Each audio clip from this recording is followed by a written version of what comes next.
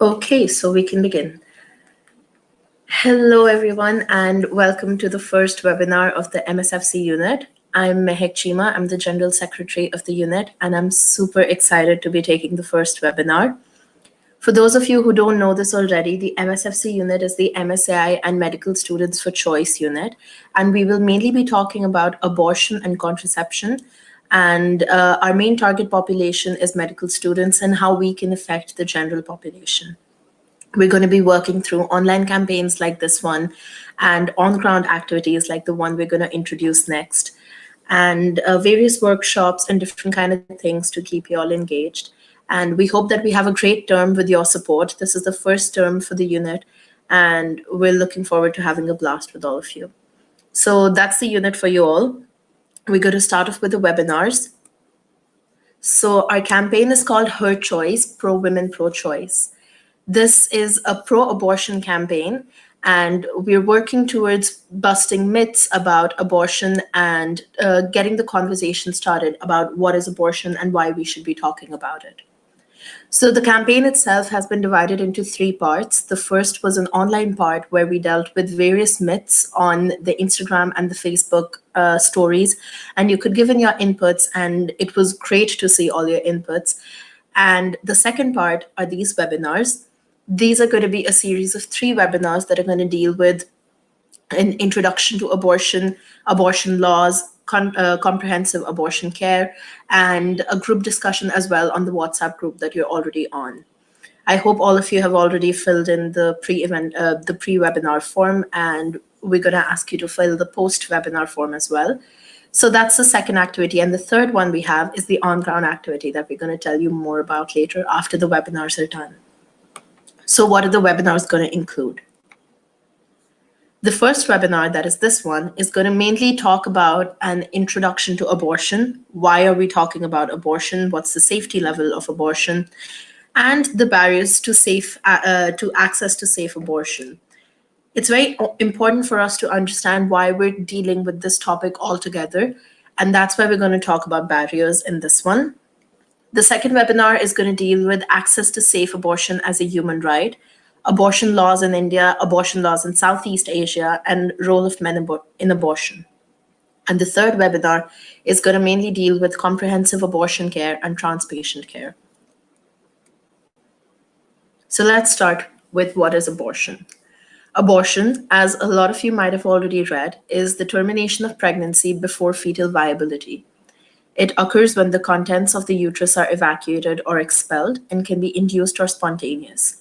Spontaneous abortion, as many of you already might have heard, is pregnancy loss or miscarriage, whereas induced is the intentional termination of pregnancy, which is one of the safest medical procedures, actually, if it's done in a clean environment and by persons with the necessary trainings. And induced abortion is what we're going to be talking about. Firstly, we talk a lot about safe and unsafe abortion, and you might have read this word in a lot of the questions as well. So what exactly is unsafe abortion? Unsafe abortion is defined by the WHO as a procedure for terminating an unintended pregnancy carried out either by persons lacking the necessary skills or in an environment that does not conform to minimal medical standards, or both. If this sounds familiar, you're thinking of the right things. In India and in most developing countries, a lot of the abortions that are carried out are unsafe abortions. In fact, the WHO estimates that 42 million pregnancies end annually in induced abortion, and 20 million of these are estimated to be unsafe. And as you might have already guessed, most of them take place in developing countries like ours. Globally, unsafe abortion accounts for 13% of maternal deaths, 99% of which occur in the developing world. So you can imagine that making pregnancy safer includes the provision of or referral for safe abortion services to the full extent allowed by the applicable law, the law that we'll be talking about tomorrow. How safe is abortion? An abortion, a medical abortion performed in the first 10 weeks of pregnancy has a very, very low risk of complications. In countries where childbirth is safe, 1 in every 15,000 women dies during childbirth. But less than 1 in every 200,000 women who use a medical abortion die, making medical abortion safer than childbirth and about as safe as naturally occurring miscarriages. It's actually a myth that abortion is unsafe, whereas it's safer than childbirth altogether, as you can see. So, what are the barriers to safe abortion, and why is it important for us to talk about abortion at all? We start with social barriers. As you can imagine, gender discrimination is a big part of why abortion is a very difficult topic to talk about altogether. Women are often treated unfairly on the basis of being female, and this not only needs to be a conversation amongst us, but amongst the society and the general population when we talk about gender discrimination. Because barriers to abortion don't only come from the medical aspect of it, but also the laws surrounding it, also the society's thinking of abortion and all of that. So the woman may not have freedom at all to access safe abortion. They may not have access to the knowledge, they may not have access to abortion altogether, or they may not have access to even their own bodies. Then we come to gender-based violence. There have been many reported cases where the woman was sexually or physically abused because they tried to approach someone for an abortion. The family got to know and they abused the woman. Stigma.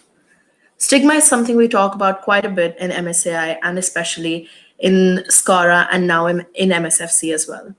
Stigma is defined as a characteristic or attribute for which a person is considered tainted or lesser. I'm sure it rings with all of us when we attach these words to abortion. Abortion stigma is young women who depend on others may be especially hesitant to risk being stigmatized for seeking an abortion, and stigma may make health facilities and providers less likely to offer abortion services. When you live in a country where abortion is stigmatized, it becomes even more difficult for women to approach doctors altogether. Not only doctors, before that, they need to approach their family. And in a place where abortion is a stigma, that step gets eliminated altogether. Sexuality stigma. In a lot of cultures and in a lot of societies, sexuality is not talked about altogether, let alone freely. That makes it even more difficult to talk about a topic like abortion. One example we can see here is from a participant at a workshop in Uganda. As you can read on the screen, she says, the reason they may not go to the community is because in the village, information spreads like bushfire. By the time I buy the condom or go to the health unit, the person in the health unit is well known to everyone. And if I go there to get a condom, I will be tagged as the wrong person in the community because our society is not yet fully open to discussing sex freely. Not only in Uganda, I think this is easily applicable to our country as well. And we have multiple cases of this happening. In fact, there have been so many researches on whether or not people buy condoms. And in a lot of cases, it's because they're too afraid to be stigmatized. Then we have age stigma. CSE, no matter how important it is, comprehensive sexuality education, is still left out of the curriculum because we believe that if we tell children about sex, they're going to go ahead and do it. So children and young people need to be told about what is sex, what is contraception, and how do you handle an unwanted pregnancy. That is one of the only ways to bring down the levels of unsafe abortions. Then lack of social support. Because of stigma, there's a great lack of social support, which not only comes from the society, but also something as simple as your friends and family. If you can see that you're not going to get support in a place as warm as your family, you will try not to talk about it at all. So as we can see from an account from a woman in Zambia, when students know that another female student has induced an abortion, the students, especially the boys, will organize a funeral ceremony for the aborted child. They will make a coffin for that child, organize a mourning ceremony during which they will cry, roll on the ground, just to humiliate the girl. Girls are not always left out in this practice. Once the boys start, the girls too follow. Other than this, we have the economical and logistical barriers. One is obviously financial resources. In the place where you need to pay for abortion, women don't necessarily have the money to go ahead and get it done. Not only this, if you're living in towns or villages and you have to approach bigger cities to get an abortion, a safe abortion, it becomes even more difficult.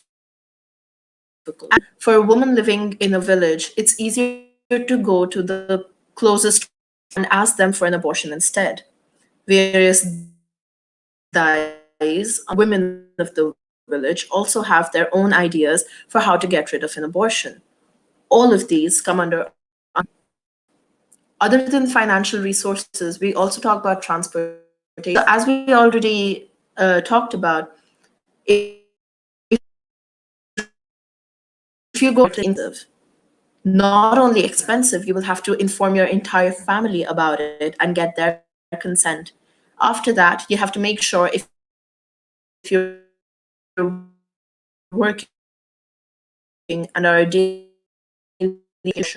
from the account of a young woman who was 18 years old in Nepal during a workshop, I went to the medical shop in Salagari and got a liquid medicine for 150 rupees. I took it regularly, but it didn't work. When I went there again to complain, they said that they couldn't get rid of it, the pregnancy, unless I gave them rupees 4,000. The women around me told to carry heavy things to get rid of it since it was only 1 month old. It also didn't work out. I didn't have much money, so I decided to keep the baby. This is not an isolated incident. Even in India, this is so common because a lot of times women are not able to approach the doctor at all. Once they do approach the doctor saying that the woman is in desperate need, they're very vulnerable and easy to be taken advantage of, and hence they're not able to make a go at something that the law provides to them. Restrictive abortion laws. As you can imagine, an abortion law that is restrictive or includes third party involvement makes it even more difficult to get an abortion. Third party involvement laws may require mandated notification or consent of a parent, guardian, or a psychiatrist, or any other adult, and this can prove as a barrier to the young woman. Going to one doctor is enough. Making them go to a psychiatrist before that or another doctor before that and bringing the consent of a parent or a guardian makes it increasingly difficult for young women to be able to approach abortion. Sexual violence. Sexual violence, as we might have already talked about or heard of, is not easily dealt with in our courts. When you go to the court and ask for an abortion because you have been a victim of sexual assault, it becomes increasingly difficult to prove your case or even talk about it. After that, getting an abortion is an even longer road that's going to be even more difficult for the woman to walk on. Interaction with other laws. Providers of facilities may not know which law takes precedence and refuse care. Confused clients may not seek care at all. Other than that, implementation documents. Sometimes when you need a bunch of documents just to prove that you're eligible for an abortion might be a barrier altogether to be able to achieve it. Healthcare system barriers. More than anything else, as future healthcare providers, the healthcare system barriers apply to us. A lack of or unavailability of facilities providing abortion, lack of privacy and confidentiality, unnecessarily complex or adult-focused processes and forms, cost, negative staff attitudes about youth sexuality and abortion. In India, even though the signature of the husband is not a compulsion to be able to get an abortion, in a lot of clinics, the doctor will ask for the signature of the husband before giving the MTP. Other than this, there have been instances where the doctor or the gynecologist guilt trips the woman into not getting an abortion, into keeping the child. Something as simple as calling the woman a mother when she goes for an abortion can be triggering. If you call the fetus a baby and the woman a mother, that automatically becomes a trigger, and you're guilt tripping the woman into keeping the child. Other than this, a lot of times, as you might have already read in the myths, ultrasound is not a compulsion during pre-abortive care, but a lot of doctors still go ahead for it so that the woman can hear the child's heartbeat and maybe keep it. From a young woman in the United States, when it would come to talk to doctors about my options, my birth control options, it was written all over their face like disgust. I would just feel so horrible, and this doctor who's supposed to be knowledgeable thinks I'm doing something completely horrible. Sometimes it's not just our cultural beliefs that hold us back, but also our religious beliefs.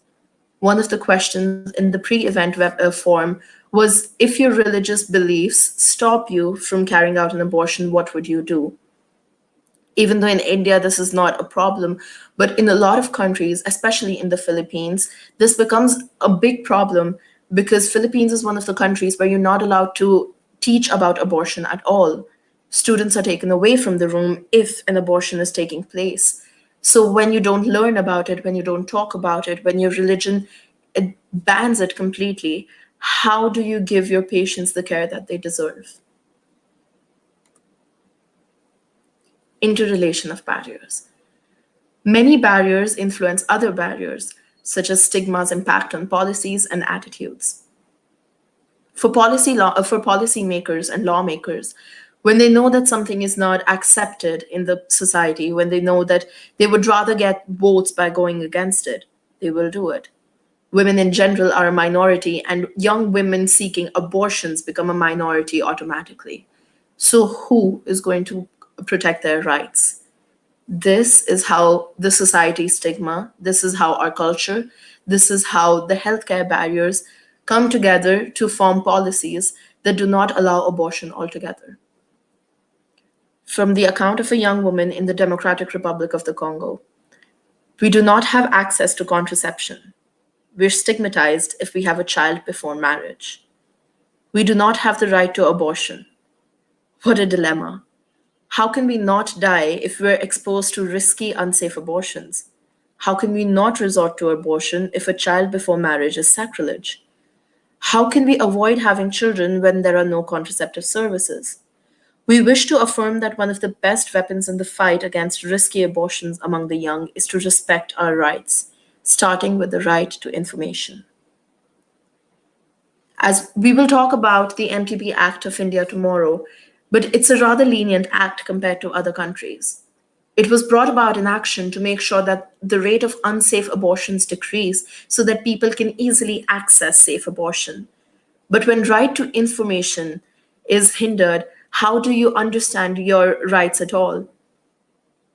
Even though the Constitution provides the right to abortion to women, a lot of them do not even know that they can approach something like this. Having talked to representatives from Hidden Pockets, an association that works on providing safe abortion to women, they said that there were couples who came to them and were willing to give them money, large amounts of money, to get an abortion, to get something that is their right, to get something that is actually legal in the country. When it's talked about behind doors, when it's talked about in nooks and crannies, you automatically think that it's illegal. And that's the whole point. Conversations like these make sure that people understand that it is not illegal. Conversations like these with the general public go ahead and spread the word that it is not illegal, that it is a right, and it is one of the most important rights of women in the country that we're often not able to access at all because of the lack of information. With this, we end today's webinar, and we're hoping to see you at tomorrow's webinar as well. Tomorrow, we will be talking about abortion as a human right and the abortion laws in India and in Southeast Asia, and role of men in abortion. We hope you learned something from this webinar, and we hope to see you tomorrow. Thank you.